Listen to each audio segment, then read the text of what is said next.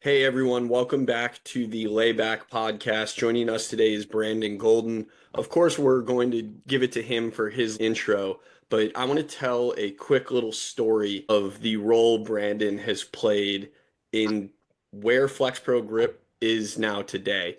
I don't know how much Brandon knows this story or how valuable he might be to kind of our history or our path. But one of the super valuable things that he did for us is at the Wake Forest bridge seminar at the time. Brandon was nice enough to come say hi to Gavin and I, and he included us on an invite to dinner with some of the bigwigs of the seminar. So Robin Lund was there, Desi Driscoll was there, Sam Breen was there, if I'm not mistaken, the Wake Forest pitching staff, and Jimmy Buffy and Brandon giving us the invite gave us a platform to talk a little bit about what we do. Next thing you know, we're in Moose's kitchen doing Flex Pro grip presentations at midnight. And lo and behold, we got started with Wake Forest later that year. And if it wasn't for friendship or a helping hand from Brandon, I don't know if we would have some of these relationships that we have today. So thanks a ton for that. Trust me, Brandon, I always try to share that story and how much it means to us because it was super helpful. Didn't want to embarrass you off the rip for just being a good person, but I figured that was more valuable than me reciting every stop you've had in your career. So with that, now I'll pass it over to you. Yeah, man, that's Adam. That's super cool. Thanks for having me. I have not heard that story, and yeah, I do remember that. That's man, that's awesome. I remember just being like, "Hey, dude, like y'all want to come hang out?" And we're about to go get dinner. And man, it's really amazing how you can be in situations like that. And I've had similar people do things like that for me. So I'm so happy that shoot, I was able to do something so small turn into something so big. So that's super cool. But had the opportunity to be a college strength coach for almost 10 years, had stops at when I graduated from East Carolina. I came back home, was at High Point, Mississippi State, Wake Forest, up to St. John's, Charleston Southern, East Carolina, and then the Los Angeles Dodgers. So had a pretty extensive career in collegiate and professional sports. Got to learn a lot of different things along the way. Talked about Moose, Cord Mascara, current pitching coach at Wake Forest, taught me a lot about the game of baseball during my time at St. John's. So I played lacrosse growing up, played basketball when I was younger, got to St. John's, and he just taught me a lot and was like, look, dude, like, I need you to be good, just like he does with everybody else, just like all great leaders do. Like Cliff did when I was at East Carolina. Like, hey, man, like, we need you to be elite at these things. Like one of the things Moose did with me, especially my first year as a GA there, we would watch video. So we would watch video. Look, this is what I'm looking for. And then my role as a support staff, I've always looked at what is the sport coach trying to accomplish, whether that's volleyball, basketball, baseball, obviously to this point where we're at in my career. But that's always been the biggest kicker for me. It's like, how can I support what they're trying to accomplish? So that's, a little bit about where I've been. And now we have the Ghost Lab here. We have some travel teams, have a facility. I still consult with Wake, with UMBC, with my buddies with 5TC. We work with Appalachian State, Cal State Fullerton. There's a lot of growth and development and a lot of stuff going on, kind of like we were talking about before we got this thing going, Adam. But yeah, man, just super excited to be here, super humbled and a little taken back. I didn't realize that I had that big of an impact, but man, that's so cool because there's been a lot of people that have done something small for me that have turned into something really cool. So I'm glad we could do that for you guys. Of course, man, it really does mean the world and it shows who you are as a person. So I feel anybody that is able to work with you, whether it's in Ghost or some of the other work you're doing, I think they're in great hands. But now let's get into the nitty gritty. I'm done making you feel like a great person. And now, Yeah. now we're going to talk about some arm care, some performance stuff. But maybe a great spot to jump off. You talked about your role as support staff. Maybe that gets missed on some people where you're serving as a high performance coach or strength coach, depending on which org you're with and what fancy title they give you. I would love to know maybe what support staff means to you. Because I heard you say that on previous podcasts of describing yourself as such. So please just take that away. What does it mean to be support staff to you? Yeah, I think it's changed probably since the last time I've said some of those things. I think one of the biggest things is now in my role here, like I'm supporting professional players in their career. I'm supporting 10-year-olds in their development and families and just understanding what it is, what course are they taking? Are they playing travel baseball? Are they not playing travel baseball? Are they training? Like, what is it that they're doing. And then obviously with the colleges that I consult with, and kind of mentioned a little bit about the professional players that we work with, supporting them, speaking with their agents, like just being able to overall kind of take care of people, I think is what it comes down to, is like taking care of people, being able to communicate and understand what it is that the desire, whether that's from the player, from the head coach, from the pitching coach, from the hitting coach, like understanding what it is that they need from the player or from themselves to be successful and ultimately support themselves in their career and continue to develop and get better as a player or as an organization. So I think that's probably the best definition that I have for it, is just really taking care of people.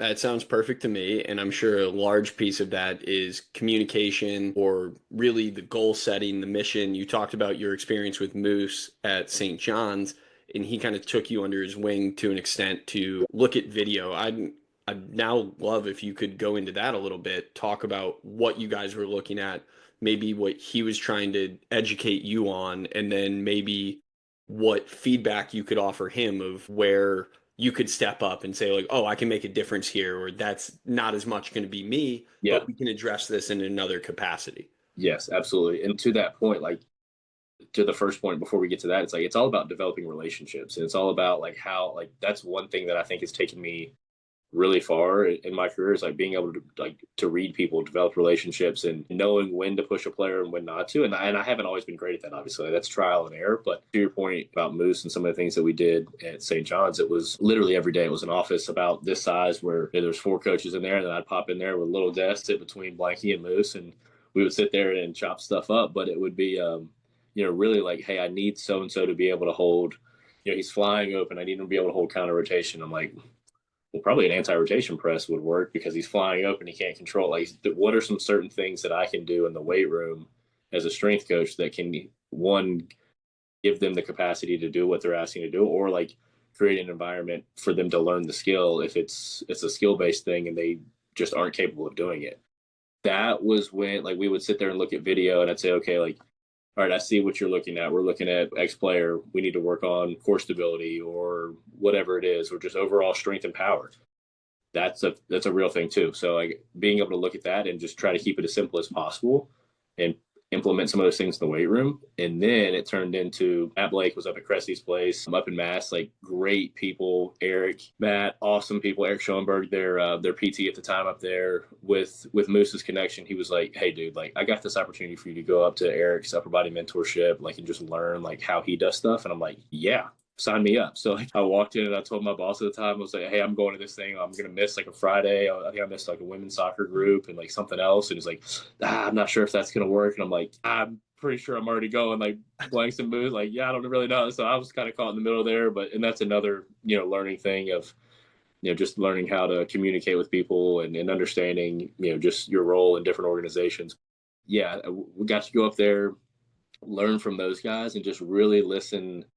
Anybody who's listened to Eric Cressy talks understands how smart and how intelligent. And I mean, he's not in the situation and built the business and with the Yankees and doing the things that he's doing without being a super intelligent person. So being able to listen to him, listen to Matt Blake, how he talks about things, listen to Eric Schoenberg, just the whole CSP team at the time, like what they were looking at. And then I went back to St. John's and say, okay, like how can I take what they were doing there and how can I implement that into what we're doing here?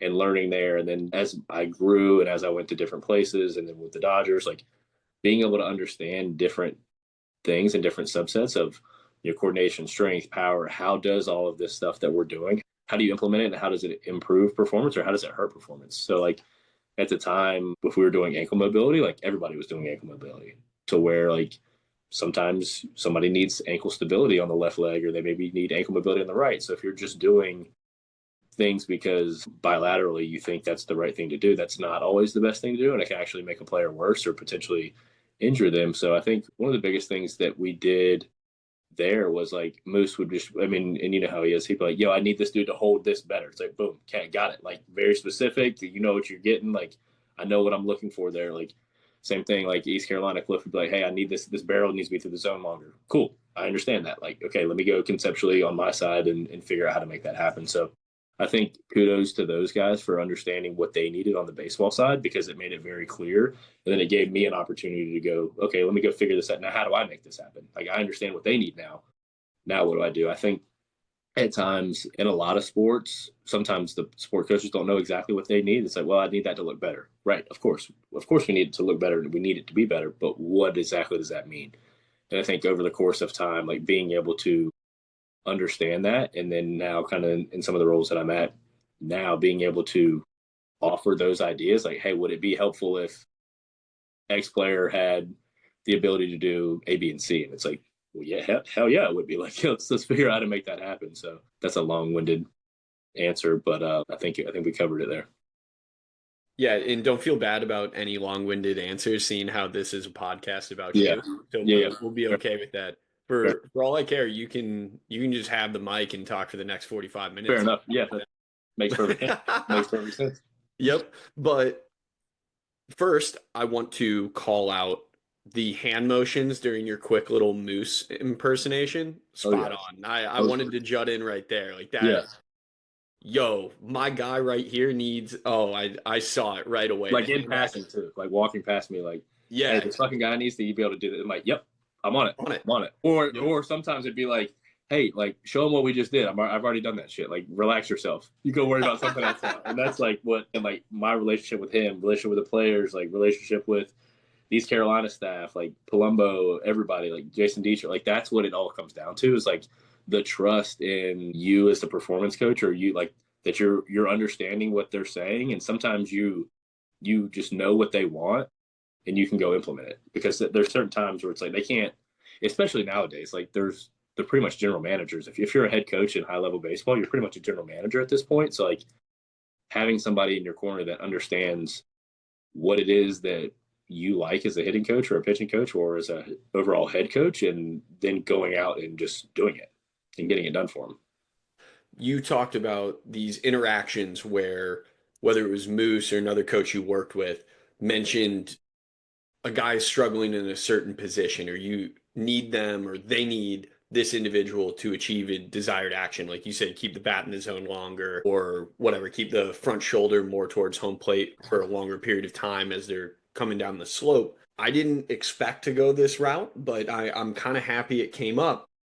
Now, where do you kind of draw the line between the dangers of quote unquote sport specific training versus a specified approach to help an athlete with a movement quality or a position that they really need to be in to have success, as opposed to just like attaching a band to their arm as they're going through Right. their throwing motion? Obviously, Right.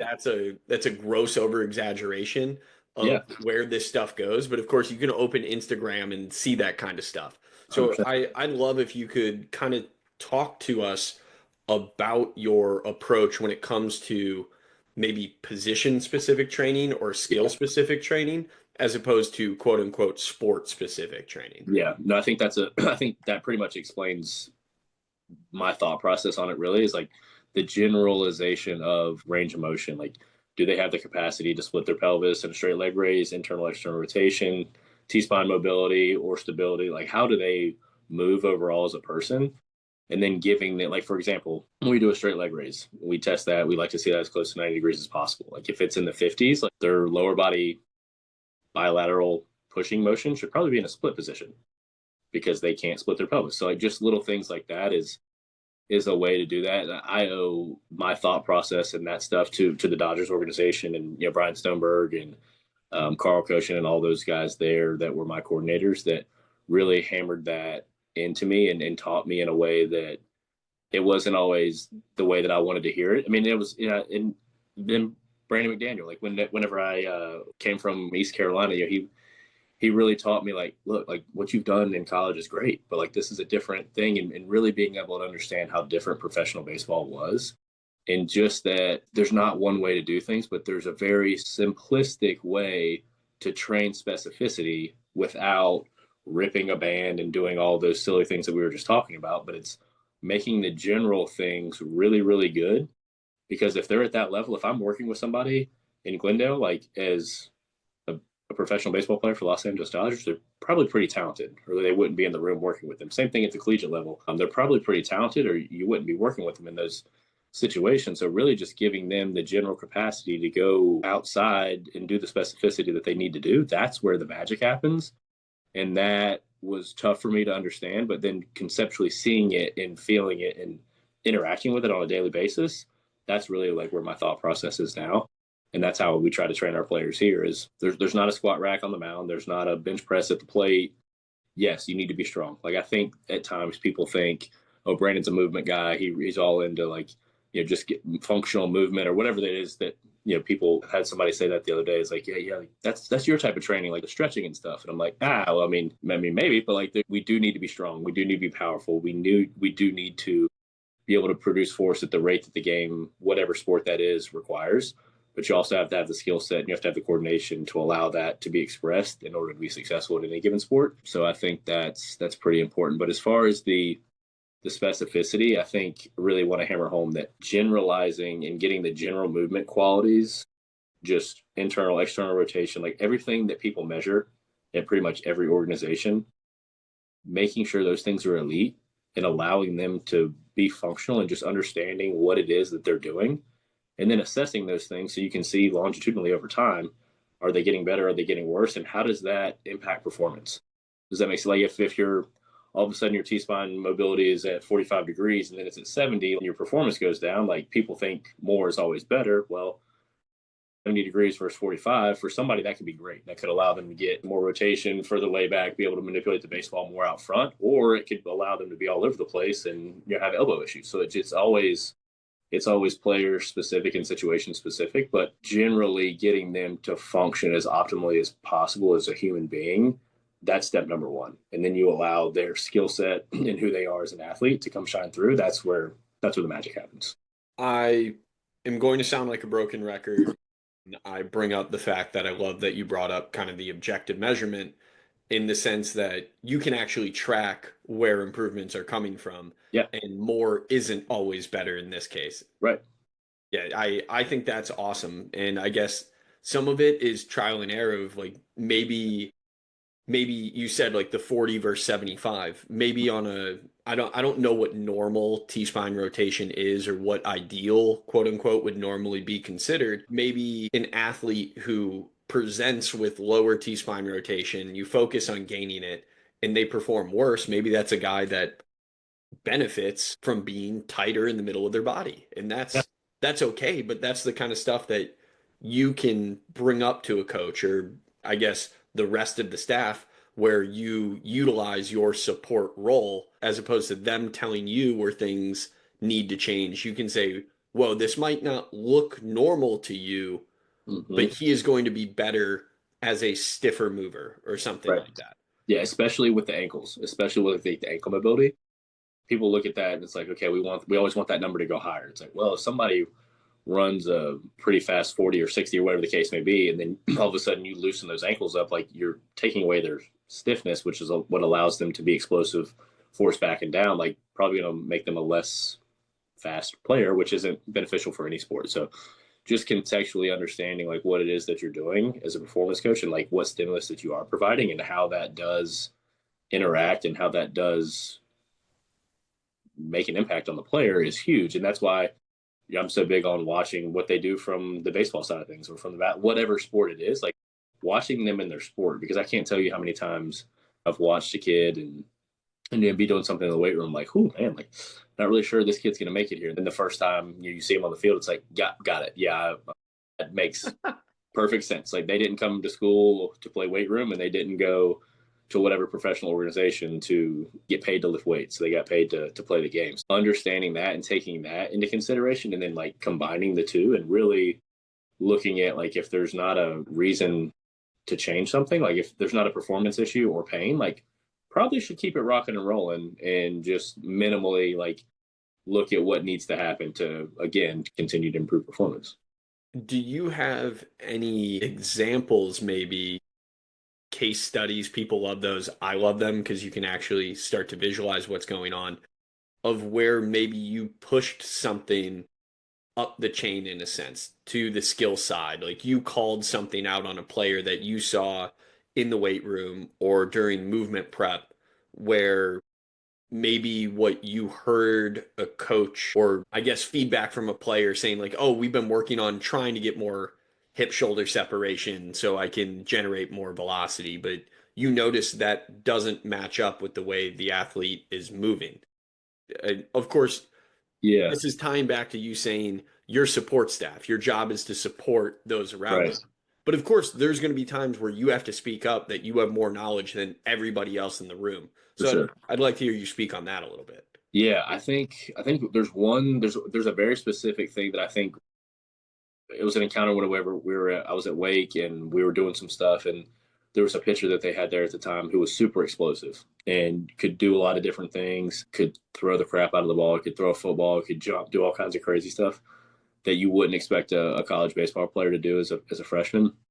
And I remember like looking at him and looking at Moose and Mike McFerrin and being like, "Hey, this kid's not coordinated." And they laughed at. They're like, "Not coordinated." Like, wait till you see him throw a football, BG.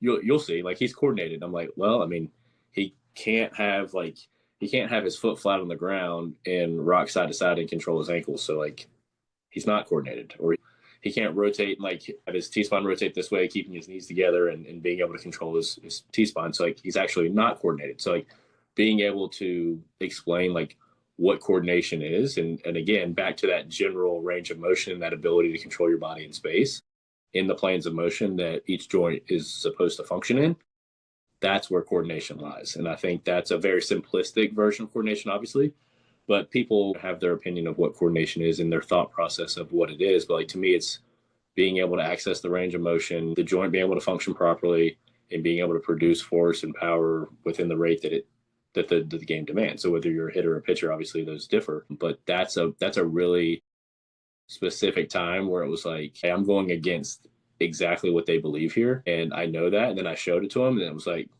cool, got it. Yep, sounds good. Let's keep it rocking and rolling.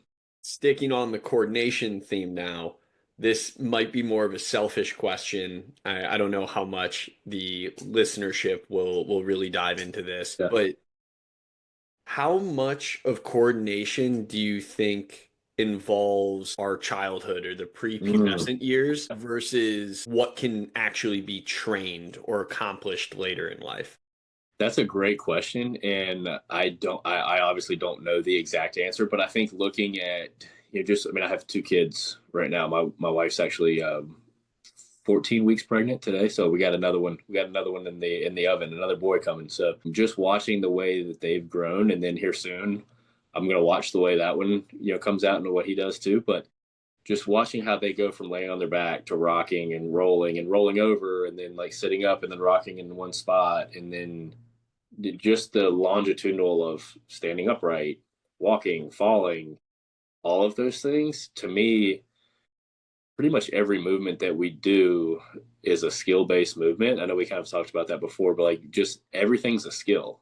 I mean, like standing's a skill, doing a squat's a skill, a push up's a skill, hitting a breaking ball's a skill, like throwing a football, catching a football, like everything human movement wise is so skill based because it's all neurological patterning and it's all an electrical signal from the brain to the musculature to fire. So the more that's myelinated and the more that action potential has the ability to send the message, like the more coordinated we are. So I think to your question, I think a lot of it has to do with it. I don't know, I haven't studied that, but I would imagine that's a pretty in-depth thing. And if I ever do have a chance to get a PhD, I think that's what I would do it on. It's like coordination and just like how does that work, and are certain people more apt to be coordinated than others because of X, Y, and Z, and that I think that's a really cool thing. And you can look at a kid, and I mean you hear it all the time. I had a 12-year-old in here last night trying out for one of our teams, and somebody's like, "Oh man, he's a natural." And I'm like, "Is he, or is he just like coordinated? Like, who comes out of the womb naturally throwing a baseball? Like, we know that's the most unnatural movement down a mound. So it's like, I don't know necessarily he's a natural, but like he's coordinated in that movement, and he's spent some time on it, and the action potential has the ability to move down the axon and do what it needs to do for him to execute that skill." I think that's a huge part of human movement and skill based things, I guess, that players need to do. But at the end of the day, like that's what when you watch players and you watch guys in the NBA and the NFL and in the big leagues and do all these different things, it just looks so easy for them. It looks like they're floating, and it looks like they're just moving so effortlessly, and only they know how much effort they're putting in. But really, to me, it comes back to they're so coordinated and they have such a high level of skill within that specific thing that they're doing. This is, I suppose, a time where I can thank my parents for having me do gymnastics for a bit as a child. For sure. I feel I have a pretty good, I guess, feel for my body in space. I feel like I have good kinesthetic awareness as a result of the 2, 3 years of gymnastics I did. Yeah. I feel like flexibility has kind of stuck with me for years versus maybe some of my friends who weren't exposed to the body contortion or the weird positions you get put in are now stiff as boards as 31-year-olds, Right. 32-year-olds. And we were college baseball teammates. They were Yeah. elite high school guys. They may have had professional time. And like really the only difference that I see is maybe what we did when we were 8 years old and younger. So I don't know, maybe I should apologize to everyone for, I don't know, making you feel bad that you didn't expose children to these kind of things is now you listen to this and you hear about your 16-year-old kid who can't move. Yeah. So I don't, it's something that I've always put a lot of thought into, much like you. I haven't studied this. I Right. just find it incredibly interesting that we can look across the board at who naturally, in a sense, has more mobility or usable range of motion than others, who can balance Yeah. better, who has more, maybe not hand-eye coordination, but general body coordination, kind of like Right. what you talked about with the Yeah. Wake Forest pitcher. Yeah. Absolutely, man. And I think there's definitely something to that. I mean, if you look at, I mean, like the icons from when we were growing. I mean, I'm 35, so like if you look at the guys from when we were growing up, like, or even earlier than that, like Nolan Ryan and those guys, like they can go out and throw hard for such a long time. Like they weren't sitting around playing video games, to my knowledge. They weren't on their phones because they didn't have phones. Like they were out playing and they were playing different sports, or they were farming, or they were doing whatever the case may be, playing whatever sport that season was, to where when they got to the big leagues, they could throw pitches and they could swing and they could do all that stuff. I mean, shoot, one of the pitching coach for the High Point Rockers, which is the independent league team here, Frank Viola's another St. John's guy, like pitched 3 games in the World Series, was MVP, like Cy Young winner. Like we were talking the other day, like he was in here not too long ago, and he's like, "Man, you got to teach me some like this analytic stuff." And I was like, "Frank, there's not going to be a single thing that I'm teaching you, buddy. But like, thanks for saying that. Thanks for making me pumping my tires and making me feel good." But like, I mean, to that point, like, have you ever heard of somebody pitching in 3 games in a World Series? Like, I haven't, except for him. So like to that point, like, is he an anomaly? Yeah, I'm sure he is. But there was probably something in his childhood that allowed him to do that. And then just like, all these other great athletes that are able to go do certain things, it's probably because of what they were exposed to as a child. Well, now maybe let's switch our focus to what is attainable, what is trainable, maybe more for the current listenership, Yeah. not as much the get in a time machine and go back 15 Right. years. But are there ways that we can lean into coordination training? As you hinted at earlier, all these things are a skill. So if you want Yeah. to get better at it, you kind of need to put effort into it. Yeah. But how much can we improve? What does improvement even look like? My head goes towards kind of what we were making fun of earlier, putting someone on a Bosu ball and watching them try to balance or give them different juggling pins and watch them try to get better at hand-eye coordination. Yeah. I can't imagine that's the answer here. I maybe I'm the one who's wrong, but you who has more experience in the space, please just take it away.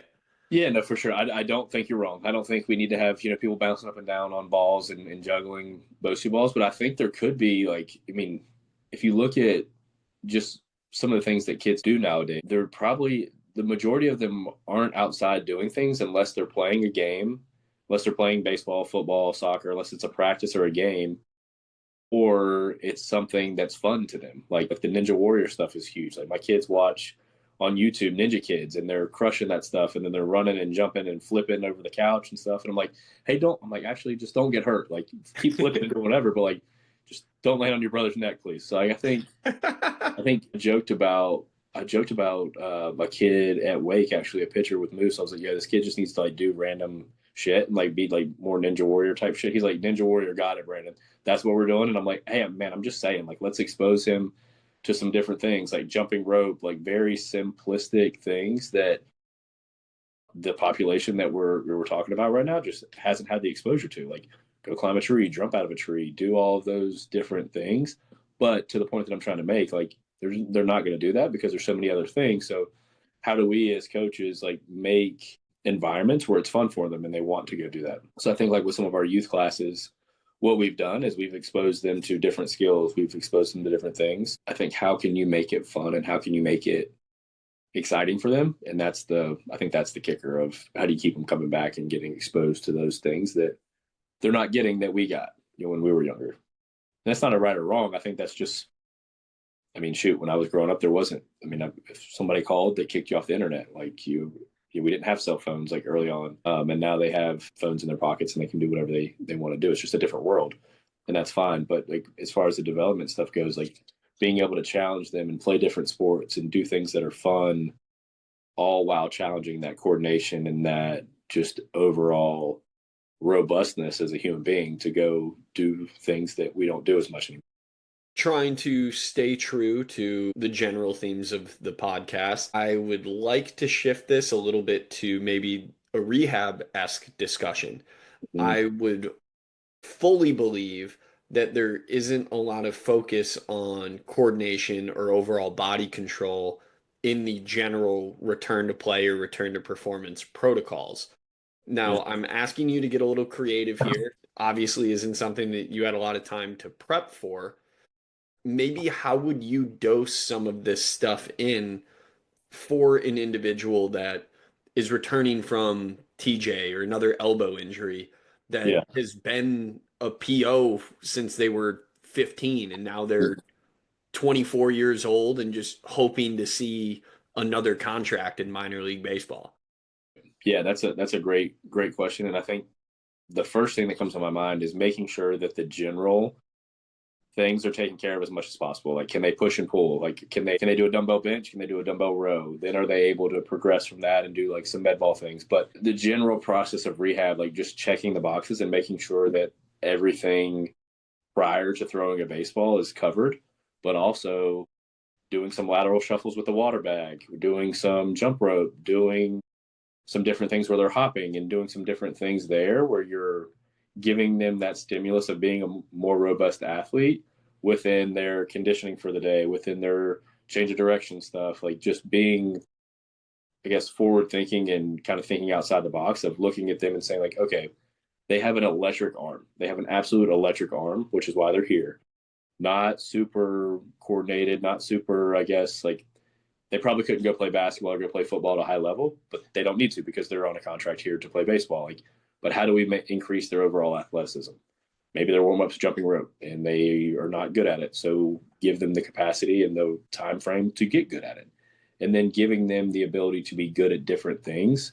I think that's a really big point that I want to make there is like giving people enough time to be good at something before you change it.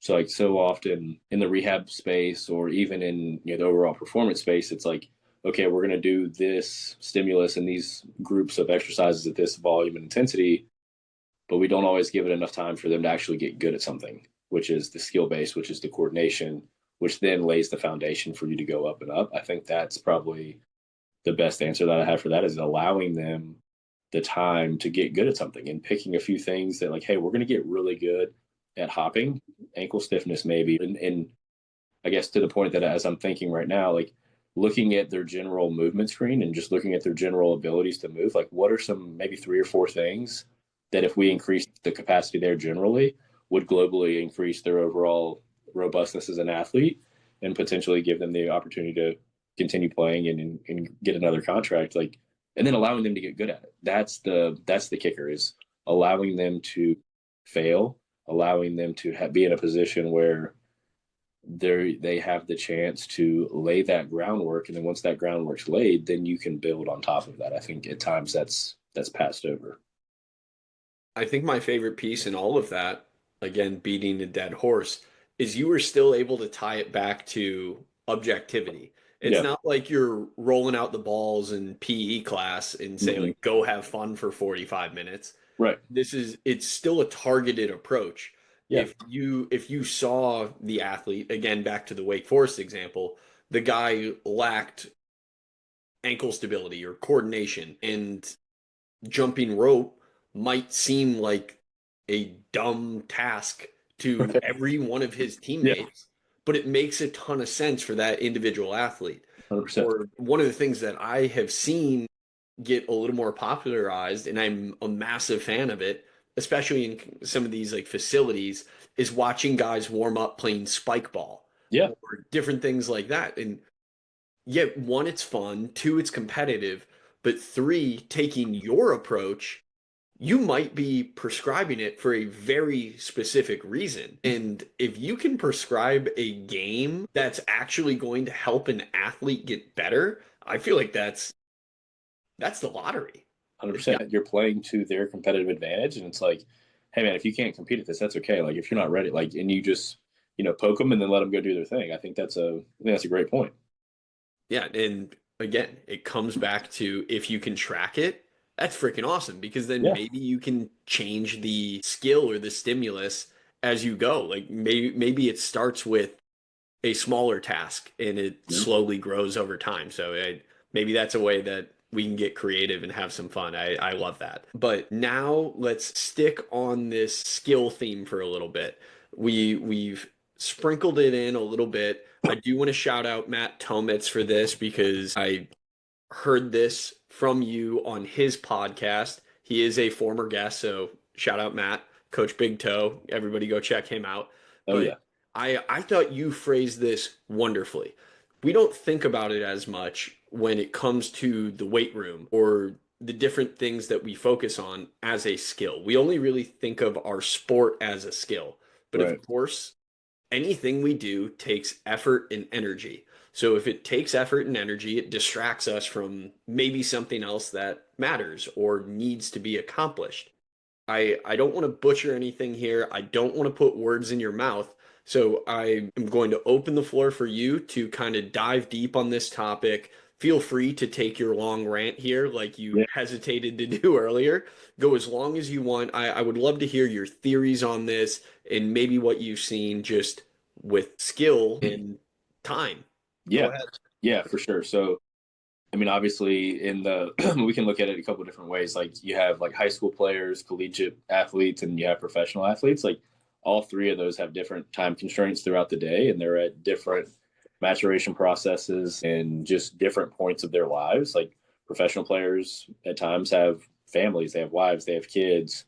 High school kids, some do, but the majority of them don't. And they're in school for a certain amount of time. College players, they have their classes that they have to be at. They have a lot of demanding things that they need to be on the field, and they have study hall, and they are getting pulled in all kinds of different directions. So, like, even just looking at their overall ability to sleep and recover before we even go to the skill side of things, like you talked about, like the ability to accomplish something and it takes effort and energy. Like, well, all three of those subgroups like have different time frames and different abilities to sleep and recover. Like, big leaguers are flying across the country and playing a 3-game series, and then they're bouncing and going back to the West Coast or whatever the case may be. So understanding that on the front end, I think is super helpful. Is like, it all requires effort, it all requires energy. What is their ability to replenish that effort and energy?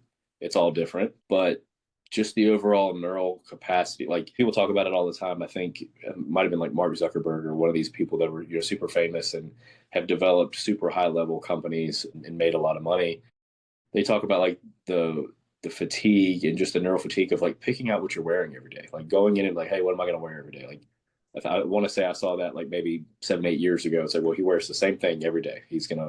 There's a shirt, there's his pants, there's his socks, there's his shoes, his underwear, whatever the case may be. It's all the same. Like, that's not a decision that he has to make that day because he's going to have to make so many decisions. With our athletes, with our players, these levels, there's a lot of things that we're asking them to do. And from a skill standpoint, like doing a single leg RDL with a water bag for a big leaguer that's been doing it for a long time doesn't take a whole lot of effort. But for a 15-year-old that I was working with this morning, like, probably takes a lot of effort for them to one, understand how to hinge, to control their body, to put their foot in the ground so they don't fall over, to exhale properly to create intra-abdominal pressure, to then bring the ball up and stabilize at the top of the hip lock. Like, that's a lot. That's a lot for a high school kid who's never done something like that, to which that's a big part of it too, is like understanding their familiarity with what it is, the task that we're asking them to do. Like, that's important as well.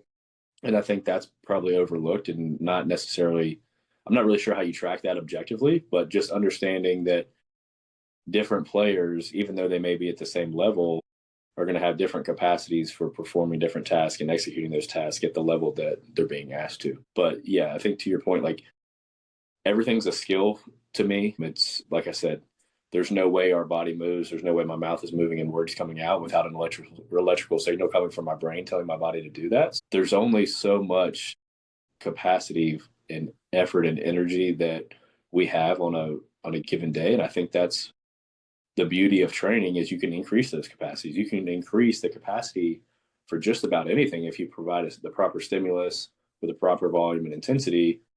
You can improve just about anything from a human. We know that, like neuroplasticity, like there's so many different things. We can change our brain. We can change different things within the framework of being a human being. So like, understanding those parts of it, and just understanding that everything is a skill and what's the most important thing at that given time.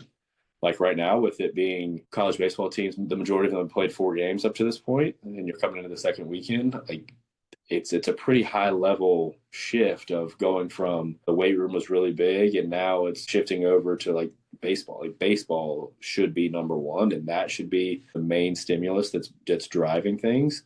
And then back off on the performance side of things, not just to back off on it, but to support what's going on there, whether it's a recovery aspect of things, whether they need, strength and power. There may be a few guys that need to improve from a power standpoint. So it's like, hey, maybe they're doing 5 to 6 exercises, 3 to 6 reps. And there may be some guys who are super powerful who just need to continue to increase their just general capacity to express that force and power. So I think that's where the skill-based stuff comes into such a big play, is understanding who you have, understanding where they're at, and understanding what they're trying to do. And then really getting your ego out of the way. It doesn't matter if I have 4 exercises or 10 exercises. What matters is, are they able to go out and do what they need to do at the college level for 56 regular season games, and then the playoffs, and at the big league level, 162, and the high school level, 20. I think, we just started our podcast here. I had Cam Manassi with the Angels, and he was talking about last week. He was talking about how at every level the games go up. Like at high school level, it's this, college, it's this, minor leagues, it's this, the big leagues, it's 162. So like, I don't think that's talked about enough. And I don't know that we necessarily, I mean, obviously people know that, like conceptually, you play more games in the big leagues than you do at high school, but I don't know that necessarily from a skill and from an overall like effort and energy neurologically that we take that into account to be able to ensure the best we can that we're preparing our players and our athletes to go execute those things. All right. Well, first and foremost, thanks a ton for going down that rabbit hole. I found that super valuable. As I said, that was my biggest takeaway from that episode you did with Matt. As I mentioned to you off air, I hate kind of repeating or putting people in a position to regurgitate. Yeah. But as soon as I heard that, I was like, whoa, this is crazy. Like, I feel like that could be an hour and a half topic right there alone. Yeah. Absolutely. And I believe it too. Like, and I think like, again, it backs like the strength and power, and like, it's all dependent. Like, again, I have a kid that's literally out there lifting right now, 18-year-old high school kid, like needs some coordination, but like really needs strength and power. And like, there's some times where I've heard people say like, oh, when they get strong, that'll take care of it. And it's like, maybe not. Sometimes it does, but how do we know? Unless we assess and unless we look at different things and we see that our counter movement jump or like our lower body strength is low. Like, if strength is the case, let's go get it. But the majority of the times, strength and power is pretty simple to train and get better at. But the coordination of it all, like putting it all together and wrapping a bow around that thing and letting them go do their thing, that's the magic. And that's what excites me. And that's why I think I've always been drawn more on the pitching side, is because that makes the most sense, and pitchers understand that stuff. And nowadays, like with hitters being able to conceptually understand what it is that they're trying to do and prepare their bodies to hit, like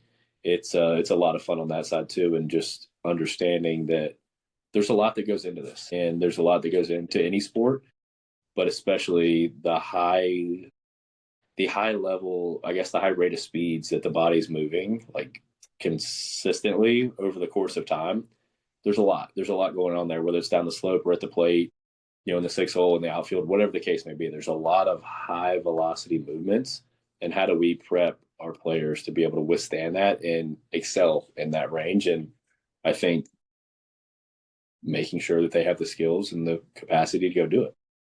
And now I kindly ask you to pardon my attempt to connect the dots here, Yeah. but you brought up your conversation with Cam Manassi on your own podcast. So of course I do want you to talk about your own podcast a little bit later on. But let's talk about now the addition of games. So Yeah. maybe this in where I'm connecting the dots, the skill of work capacity to an extent. And Yeah. I assume that maybe shifts how you program or how you would work with an individual as they're making the jump to a new level. And maybe Cam got a little lucky being from Florida, right? I think he's Yep. from the Tampa area. He was fortunate enough, I suppose, to have a 30 to 35 game high school schedule where if you grow up north, you're looking at, as you said, a 20 game high school schedule. That, I mean, that's almost a different sport at that point. It's like Yeah. playing high school football versus being a small college baseball player. Cam, with 4 years of college, and so he went from playing 4 years of 35 games a year with whatever summer ball he might have played to then 56 games a year scheduled, not counting what he did in the fall, whatever he did in the summer there, to then adding in whatever pro ball looks like. So now let's take the dive on maybe how you would tap into work capacity, maybe how you would change some things. Is that something important to you? Does it really impact how you would program? Yeah, I think 100%, because you're dealing with, we look at Cam, excuse me, a younger guy as far as professional baseball goes, but like just longevity. And at the end of the day, you're trying to give them the opportunity to go out there and do what they do to make their money and to have a successful career. And it's different for somebody like Cam being in big league camp versus somebody who's been a 10, 11, 12-year veteran in the big leagues. Like, you're going to train those guys differently. But I think the way I look at it is giving them frequent exposures. I've heard people talk about like minimal effective dose, and that could be a part of it too. But also giving them the ability to have exposures to the stimulus that they specifically need, with the volume intensity being appropriate for the time of year that they're in, with the other things that they're being asked to do. So if it's the off season, they're not being asked to do a whole lot of things. Like, obviously the volume intensity can be a little bit higher, but especially this time of year when spring training gets kicked up, like anytime there's that workload spike, like we need to be really, really, really aware from the acute side, like that acute workload, like when that spikes, like performance coaches, everybody needs to be on guard a little bit and understanding what it is that we're putting on our players from a stimulus standpoint is going to have an impact, and it's up to us to ensure it's a positive one and not a negative one. But looking at that, I guess to answer your question, it's yes, 100%. We're going to look at that and we're going to take that into account, and we're going to make sure that they have what they need, again, for where they're at in their development process. Getting more specific, does that change positionally for an individual? I think it can. And I think sometimes it can and sometimes it can't. And they, like, going back to looking at who they are and what they need and really what their skill set is. And, for example, if you have a hitter that's like, man, I'm just trying to have better bat to ball skill, whatever it is that they want to improve on, that the organization needs them to improve on, you're trying to do everything in your power to get them to be able to achieve that. Because if they're at the highest level, if they're in the big leagues and they understand that, hey, if I go from hitting 220 to 280, that's probably going to allow me to stick around a little bit longer, have a better career, do some different things. Obviously, on the plate, there's different constraints and different things that needs to happen than first base and in center field. So yes, there's definitely some things that you want to be able to expose them to stimuli that are going to be as high, I guess, correlating as possible to what they're actually going to do on the field, without it being something where it's going to be too much and potentially negatively affect them. But yeah, I think that stimulus needs to be there, and it needs to be as similar as possible, but it doesn't, I mean, you can't replicate a major league game. You can't replicate a college game. You can just give them the capacity to go do that. When I was with the Dodgers, like we would do base running and we would do a lot of our conditioning on the bases for the position players because that's where they're going to be sprinting. That's where they're going to be running. That's where they're going to be doing a lot of their things. That's a way that I think that we did a really good job of ensuring that stimulus is close to game like as possible without being like, okay, guys, we're going to put a pitcher on the mound. We're going to do all this. We're just going to scrimmage. Like that's not always possible, nor should it be. But I think that's a very simple way to look at like, yeah, we're just going to do base running and we're going to do home to first and we're going to do home to second. We're going to do first to third. We're going to do second to home. Like we're going to have the framework of what we think is important and what we need them to hit from maybe a distance standpoint, overall speed standpoint, whatever that case may be. Just having a plan for what it is and then just rationally programming that and then adjusting when things change and when things go awry, because that's sport. There's a perfect plan and then there's real life, and what actually happens is somewhere in the middle. Where I started going mentally, just kind of letting you know, trying to be an open book here, is maybe I was getting overly cute with it, trying to like program out in my head. But I was thinking of this situation for a guy like Cam, Yeah. who is probably a lot closer to his peak than most people would be. He can throw in the upper 90s. He Yep. is a reliever. He's been a reliever for, I mean, ever since I've known his name. So I Yeah. don't know how many years that is. And that's a guy that I guess you're asking to redline 2 to 3 days in a row, potentially, with a day or two off in between. Would you potentially, with a guy that advanced, start to structure programming in a similar manner where you're really pushing him to his limit for like max out single burst intensity to an extent, or short rep scheme, or maybe like a shorter workout, but absolutely redlining him 3 days in a row, giving him a chance to recover, and then just trying to do it again because that's the demands of the sport? Or is that getting overly cute and like getting out of the general?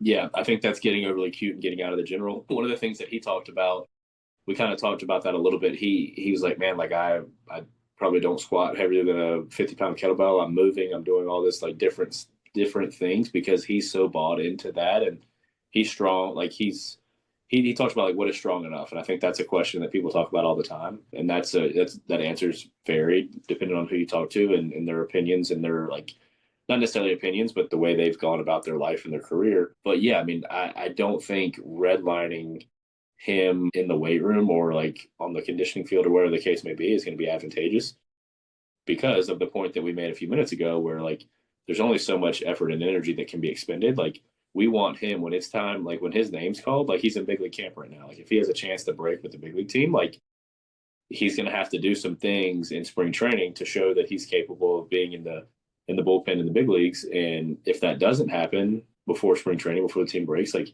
he's gonna have to show that in the minor leagues. So anytime his name's called, he has to be as ready as he possibly can.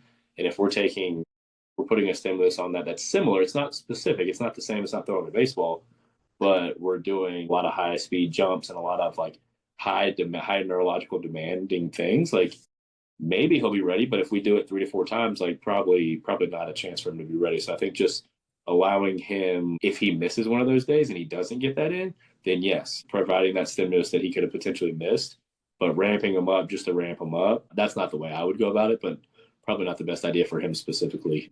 And then there's other guys that are like, hey, like I got to get going. I need to like prime my body in order to get going. Like hell yeah, let's do it. Like, so I think that's where the relationship comes back into it. And hopefully this doesn't sound like a cop out, but it always depends. And like getting the ability to be around that player for long enough to watch what they're good at, to be able to protect them from themselves at times. And, you know, there's some players that, you know, think more is better. And there's some that like, well, that don't do enough. So like finding that happy medium where it's like, okay, you were probably supposed to get 10 to 15 pitches in today at 95 to 98, but we couldn't get that in for whatever reason, like whatever the case may be. Like we need to provide some type of stimulus that is similar to that. So then the next time we're not, again, spiking that acute workload and potentially setting ourselves up for something non-advantageous. And it's not necessarily specific that workload spike because they're not throwing that day in that example that I just gave, but being able to, again, have the best case scenario program with real life and then with what actually happened somewhere.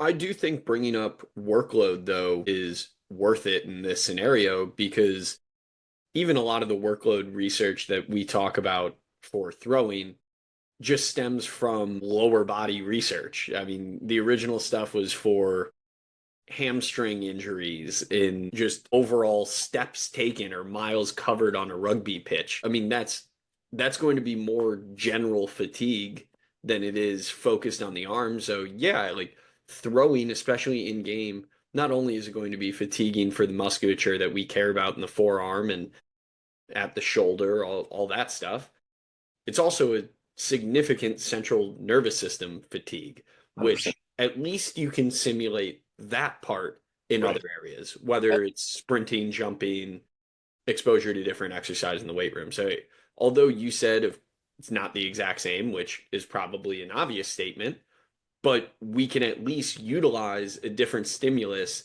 to achieve a similar fatigue. Yeah. Yep, exactly.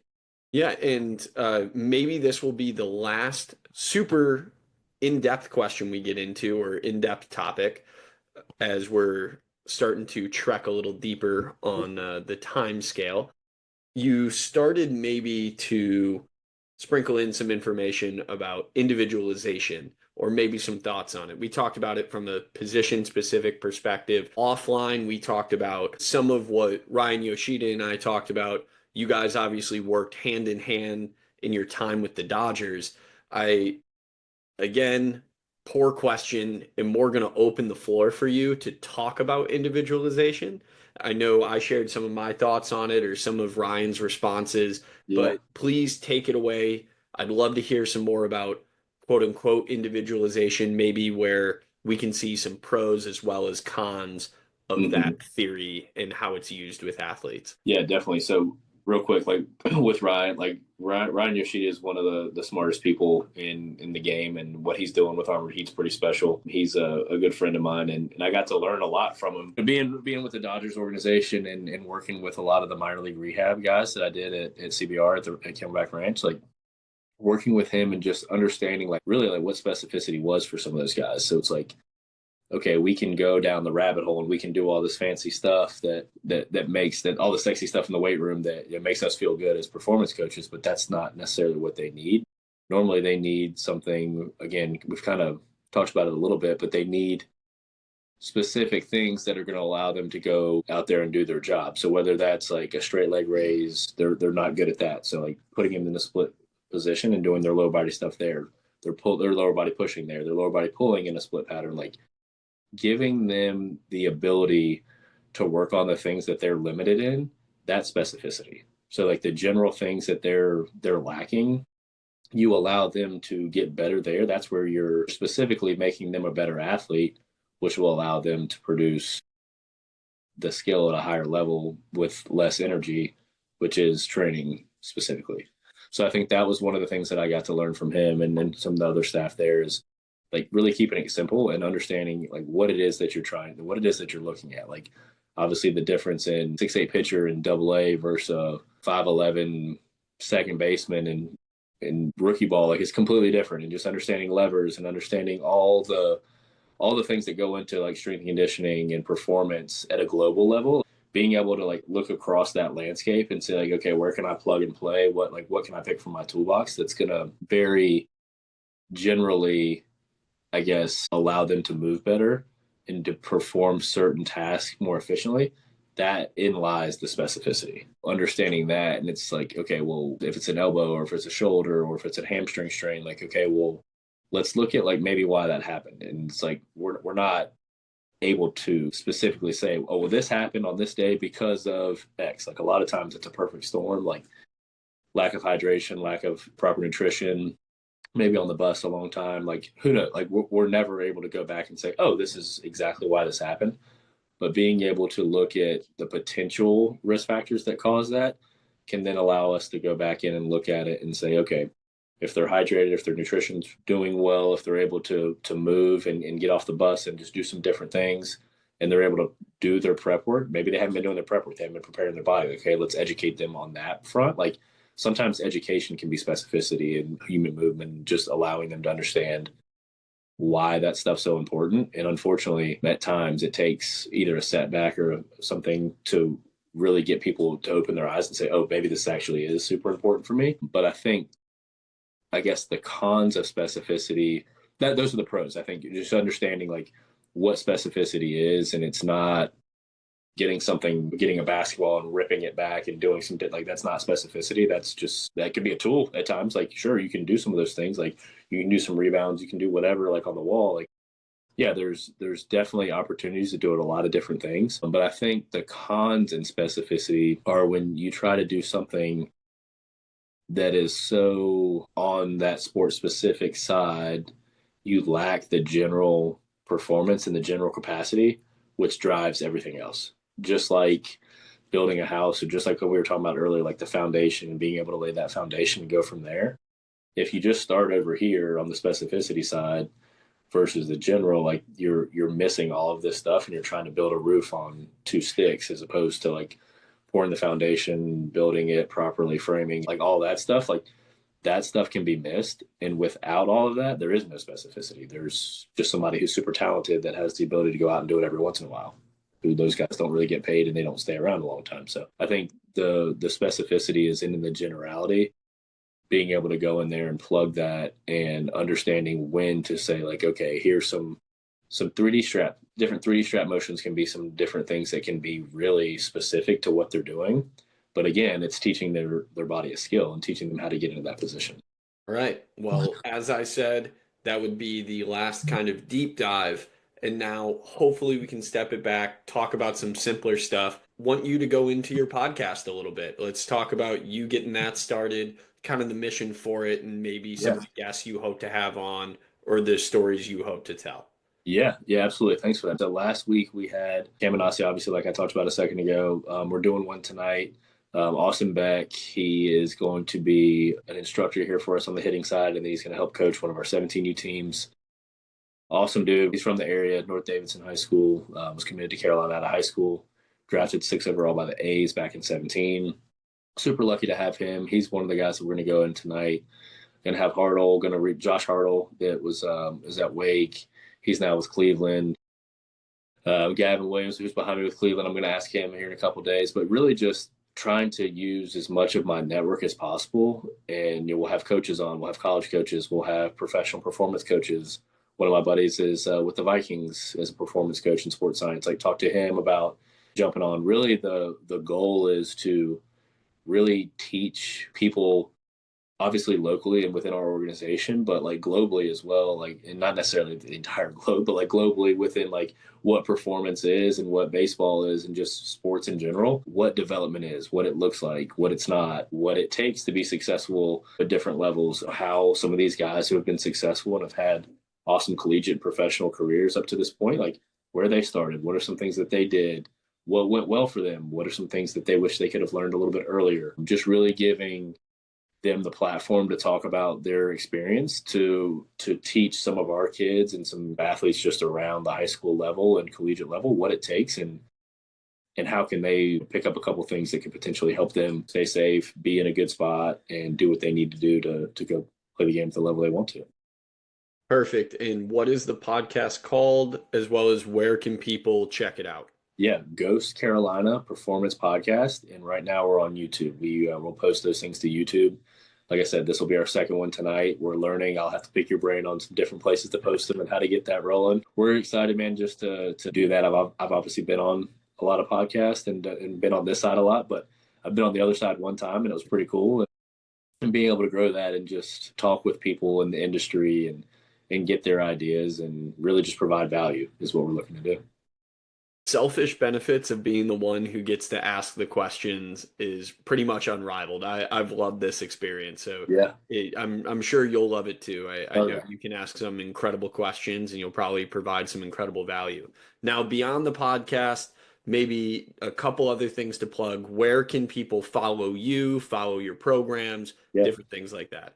Yeah, absolutely. On Instagram, we got, I think my handle is Coach B Golden, and then we have Ghost Lab NC, and then we have Carolina Ghost. That's our facility here. Those are our teams. We're trying to expand a little bit into some of the we have a social media manager who runs some of our TikTok stuff. That's not me. I don't really know how to do some of that stuff. But just like any other business owner, I'm learning and trying to get stuff moving that way. But yeah, I would say probably on Instagram is the best place to find some of those things, and we'll post stuff there. People can reach out to me at carolinaghostbaseball@gmail.com. I would love to meet some people and talk and explain some of the things that we're doing and what makes us a little bit different in the area, and just really just like you said, provide value and walk alongside people in whatever part of their journey they're in from an athletic standpoint. Perfect. Well, we obviously covered a ton today. This was a blast for me. I'm glad I got to pump your tires early on and actually tell you that story and how Yeah, that's cool. valuable you have been for us, even though maybe you didn't even know it. I did not. That's really But cool. again, thanks so much, not only for the relationship we have, but providing this value to our listenership, man. This was awesome. Thanks a ton for today. And to all the listeners out there, thanks for laying back with us.